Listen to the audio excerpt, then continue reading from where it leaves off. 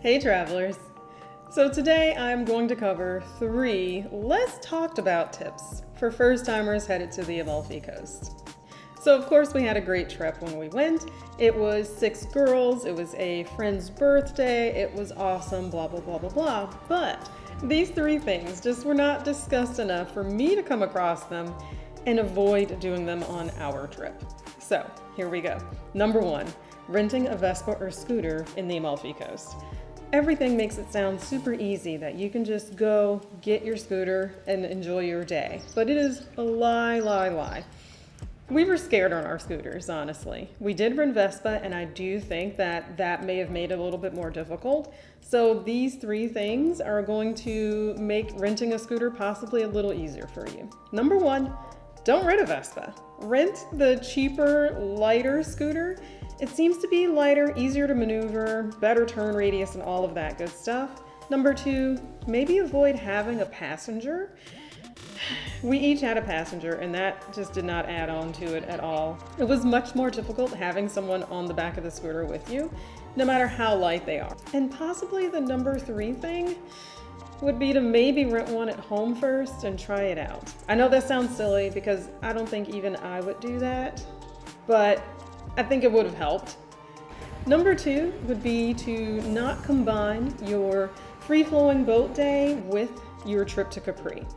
We made that mistake, and there were tons and tons of charters that were kind of combining the 2.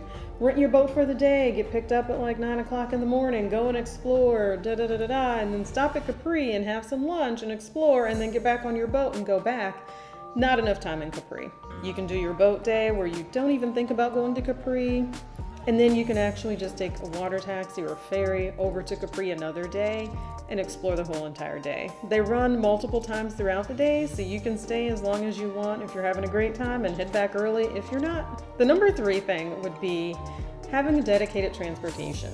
A lot of videos explained how the bus system worked and things like that, but we didn't make the mistake of going with the bus because in each video they kind of talked about how you were waiting around a bit.